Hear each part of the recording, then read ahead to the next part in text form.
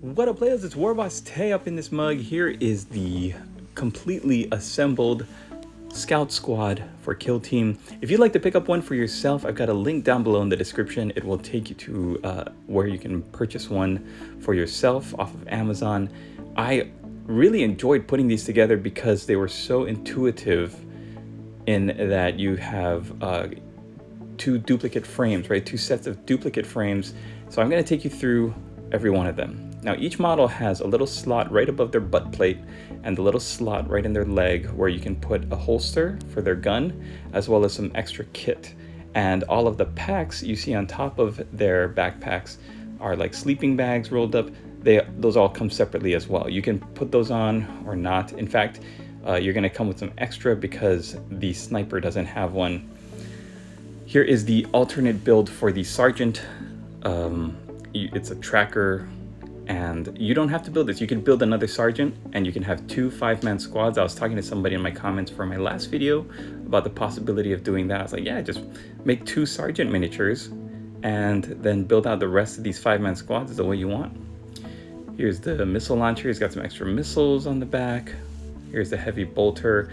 No matter how hard I tried, I couldn't get the half of the barrel, which is like a separate piece, to slot in and stay connected. There's going to be like a little seam which I might have to cover up with some green stuff or something, but still is an easy model to build. All of these are really easy models to build. They follow the old school intuitive, just like it makes the most sense way of building these models, which is a front torso glued to a back torso. Now this back torso included the camo cloak.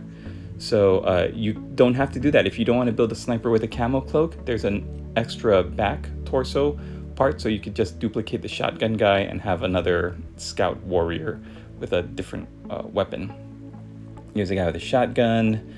Here's a guy with looks like a harpoon gun or something. And again, same poses or same like basic foundation of the model, and then you build the poses with the different weapon loadouts and the heads. The direction that your heads are looking is so important, guys. If you don't know that by now, do not attach your heads of your miniatures until everything else is built. Because once you have the arms up and the weapons aimed, or you can see that they're running and you could tell which direction each model is going in, that's when it makes sense for you to put on the head, because then you can tell which way he should be looking. And this is what they look like. The front, again, is just an alternate build of the back row. And here's the sprues. You see you're going to have a lot of extra holsters up at the top, extra kit to go on the models, and a lot of extra weapons. There's a front of the torso. So one of the front torso pieces has like a tubing, like a scuba rebreather bit. It looks so ridiculous. It goes right into the model's mouth. The head has like an open hole for the breathing tube to go into his mouth. So that just means you're going to have extra front torso pieces. Lots of extra arms and weapons to add to your bits box.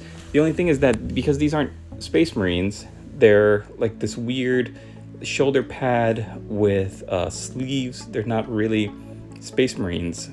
They don't have that Space Marine armor, is basically what I'm saying. So it would make more sense to have this in your bits box if you play something like Necromunda, or you can use the weapons on other figures. And here are the heads. You can see the one over there has a little hole right above his eyes. That's where this visor is going to go. And yeah, there's not really much else to say. You get a lot of extra bits. And you can use those to build up more scouts if you have the other pieces needed. Mainly, you're going to need more legs. Yeah, more legs and more torso pieces, because you're going to run out of extra torsos. You got plenty of arms, plenty of extra heads, and it's just so easy to build. When you compare it to like other Space Marine miniatures in the new order where they have to fit a certain way, these are really just build the torso, slap the legs on, throw them on a base, keep moving, and then come back and put on the arms, because by then the torso and the legs are going to be glued hard, and all you have to worry about then is getting your arms glued on in the correct spot. All right, thanks for watching, everybody. Hope you enjoyed it. Leave me a comment down below. Hit that like button before you go, and we will see you in the next video. Latest players!